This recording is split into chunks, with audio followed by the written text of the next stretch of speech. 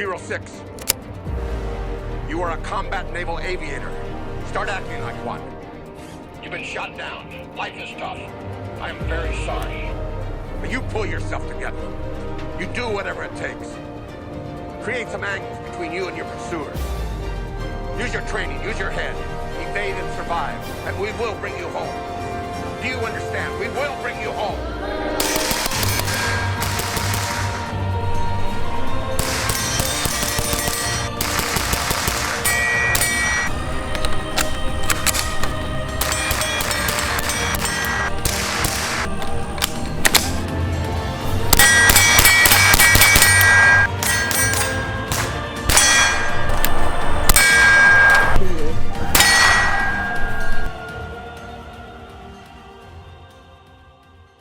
Gentlemen, welcome back to the agency. Your mission, if you choose to accept it, is to survive behind enemy lines for weeks on end with nothing more than a .22 survival rifle. Today we're talking about the AR-7, originally an Armalite product, if you didn't pick that up already from the AR. This is a takedown survival rifle, originally designed for US aircrew to stick into their aircraft and be able to survive. In the event that they were shot down, they'd be able to forage, kill small game, stuff like that, with a little takedown gun like this. So we're going to talk a little bit about the history of the AR-7, and really more so the history of the AR-5 because it is more interesting. So we'll go ahead and jump right into that. It's 1956, and the US Air Force is developing a new aircraft, the XB-70.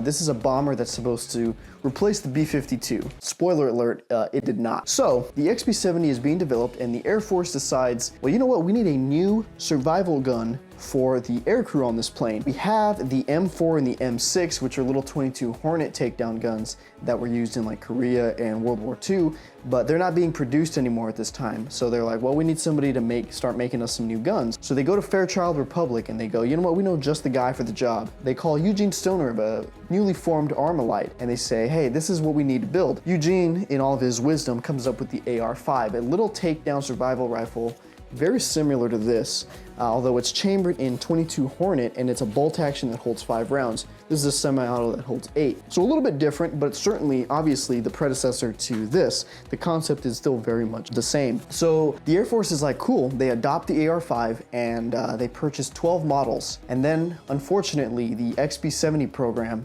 is canceled. So although the Air Force adopted it, they never got past actually fielding the gun, and they never bought more than the 12 original test models. So it was technically a kind of a win for Armalite, and it established them as a legitimate company because obviously later on, the AR-15 would be adopted, obviously. The gun that we all know and love. So that's pretty much the history. So by the time that the XB-70 was canceled, the Air Force looked at everything and they said, you know, although the M4 and the M6 aren't being produced anymore, we are still gonna use those guns because they are still serviceable and we still got plenty of them and they'll be just fine. They'll hold us over for a while. If you know anything about the Air Force, you know they hold on to guns forever. I think their boot camp just got rid of M16A2s in like 2017 or so. So they hold on to guns for a long time. And the M4 and the M6 little survival guns were no exception. The M4 was just .22 Hornet, and then the M6 was actually a double barrel gun that was a .22 was a top barrel, and the bottom was a .410 shotgun. So kind of a cool little gun. I don't have those to demonstrate here, but I'll throw some pictures up and you guys can look at those. The AR-7 was developed, and I believe, you know, the hopes were eventually that this would take over the AR-5 as the aircrew gun. Of course, it did not. Our military never adopted it, but the Israeli Air Force, our greatest allies, adopted it, and they actually made some pretty cool modifications. If you find some of the Israeli AR-7s, they have like pistol grips and wire stocks, and they actually look pretty cool. They are pretty valuable, so if you do find one, you're probably gonna pay a pretty penny for it, but they are pretty cool little guns. Okay, so this gun is basically broken into 3 parts. You got the stock, you got the receiver and fire control group, and you got the barrel. So the barrel is a 16-inch barrel with a front adjustable for windage. You come down to the barrel nut and it screws on pretty much the same way that an AR-15 barrel nut does. So there's a little notch in the barrel that indexes with the receiver, and then you just twist it on. You got a 3/8 rail up top for like Weaver style tip-off rings. You got a peep sight rear that is adjustable for elevation. It's basically you just loosen the screw and then you slide the sight and then tighten it back up whenever you like want to get it right. We got little 8-round magazines inside the gun. And then of course you got the stock. The stock actually has the screw inside that you connect the receiver to. So that's pretty much all there is to it. And then of course the back pops off and that's where the whole gun is stored. But talk is cheap and so is .22. So let's go ahead and shoot this thing. Go ahead and see if we have any malfunctions with this. Shake these off.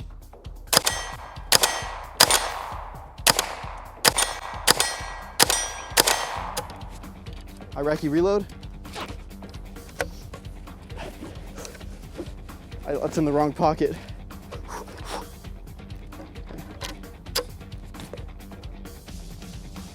There's a safety.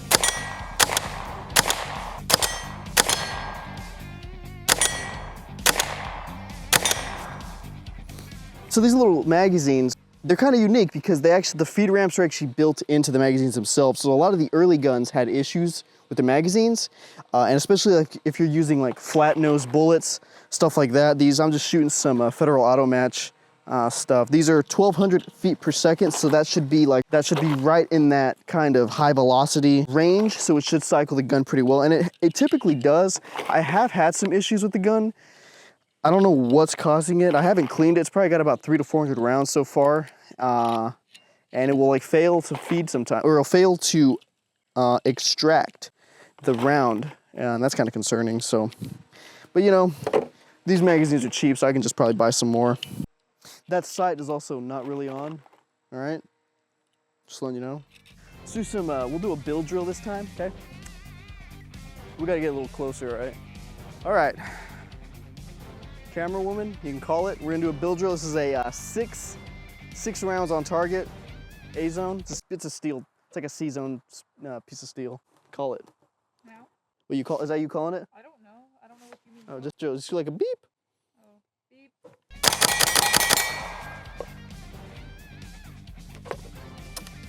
What? I only loaded 6 in that one. It's okay. It's okay.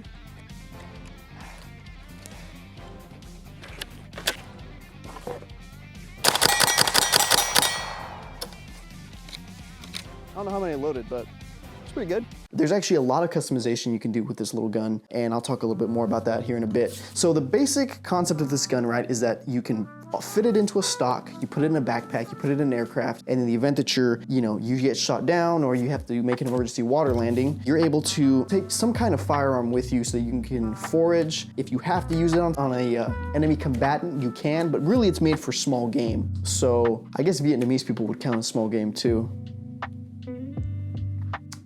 But the M4 and M6, it was actually said that they were advised not to engage the enemy with those guns. They were just for shooting small game and surviving. The name of the game when you get shot down is survival, right? You want to try and evade and resist and escape and do all that kind of stuff if you get shot down. This was just a little toolbox to help, potentially help aircrew to be able to do that. There's a charging handle here on the side that will actually stick inside of the gun. It's pretty loose. It kind of makes a lot of noise, so that's kind of something to think about. But it won't fit in the gun with the charging handle all the way out, so you'd have to push that in. I noticed it kind of slides around a lot. It's real loose in here, so you just, whenever you're ready to charge the gun, you just pull that out and you just rack it. The mag release on the left side of the gun, you can use your thumb to pull out that little 8-round mag, or you can do what I do and stick my finger through the trigger guard and just tap it with my pinky, or I'm sorry, just tap it with my nail and do it that way. And that's pretty much all there is to the gun. There are a lot of aftermarket accessories you can buy for these. If you go to a website, I believe it's called AR-7.com, they sell a lot of accessories, assuming it's in stock, that you can trick these little guns out. There were several models after it was, Armalite made it for a while, and then it went through like different companies like Survival Arms, Charter Arms, and they released a lot of different variants of this gun to the civilian market because it was pretty popular on the civilian market and still is to a degree. So there's some pretty cool configurations out there that you can look up and buy some of those parts for to trick the gun out, because it is kind of customizable, and that's pretty cool. Of course, if you are changing out stocks and doing different things, obviously you're not going to have the stock to store the gun in, so you're setting it more of a permanent configuration, but you're kind of defeating the original purpose of the gun, right? Which was to be that little the little go gun, the little go bag gun, or whatever the case is. Let's talk about reliability and malfunctions with this gun. So the magazines are a lot better now, although I did have some issues with this gun, which I will talk about here briefly. And then you got the barrel, which will loosen, the barrel nut here. After about 50 to 100 rounds or so, I've noticed it was loose, and I just go back in there and give it a little tighten down just to make sure it's good to go. And those are pretty much the things to watch out for. The ammunition as well is another thing the manufacturer recommends. The manual says you need to be shooting high velocity ammo. It won't cycle subsonic, and some of the lower stuff, the lower velocity, the lower pressure stuff, it's not gonna cycle. Just because it's a blowback semi-automatic 22. So that's kind of just the nature of the beast, I guess. I was having some failures to extract. extract. Probably an ammo related thing because I would fire the round and it would just not extract it, so I just have to, you know, rip that round out real quick, or rip that casing out rather, and then feed the next one. It was only happening on the first bullet. I was finding the first bullet of one particular magazine, so I'm not sure if it's a spring thing in the magazine. I'm not sure if the gun's just dirty, but I was trying to find out what was wrong with it, and when I was actually looking for the malfunctions and loaded both magazines up and shooting it again, I was not getting the issue. So I'll probably give this a little cleaning. I probably have about 400 rounds to this gun already. Play around with a little more, find like different ammos, and try it out that way. This is my first 22, and I just wanted to get something that was kind of unique. You know, I don't see a lot of people with the little AR-7s, and I don't have a Ruger 1022. I've never shot one of those, but I think that's kind of like the gold standard when it comes to a 22. But I want to do something a little bit different, have something a little more unique, and something to talk about on the channel, something that you don't really see too often. I think I saw a guy with like a T2 on here, or some kind of cheap red dot and like a light mounted up on the barrel. So you can definitely get creative with it, and right, it's easy to shoot, it's easy to practice your fundamentals if you want. You know, I could just walk outside on my front porch and pop off a few rounds. Of course, I live in the country, so I'm able to do that. If you don't live in the country and you want to keep your property value high, you probably shouldn't do that, but hey, you know what, you do you, all right? This isn't legal advice. I have seen some barrels that are like integral suppressors. Those are pretty cool. That'd be like suppress 22 out of this gun, although it probably won't cycle, right, because of all that stuff. So I don't know how that works. But if you could like find a way to like suppress this would be a pretty cool, sweet little setup because it's so lightweight. It's a pretty cheap little gun. I think it's actually cheaper than a Ruger 1022. So if this is something you're interested in picking up, go ahead and buy one. I mean, I don't make any money off of it. No one sponsors this video, right? My wife got me this for Christmas. So if you want to buy one, go ahead and buy one. Whoa, did I just catch you wearing the Agent Espo OD green shirt now available on agentespo.com? Gentlemen, this video is sponsored by the one and only me. All right, I got a website. I got affiliate links with a whole bunch of different companies that you can go on my website and see. I got merchandise now. We got different shirts. More designs will be coming.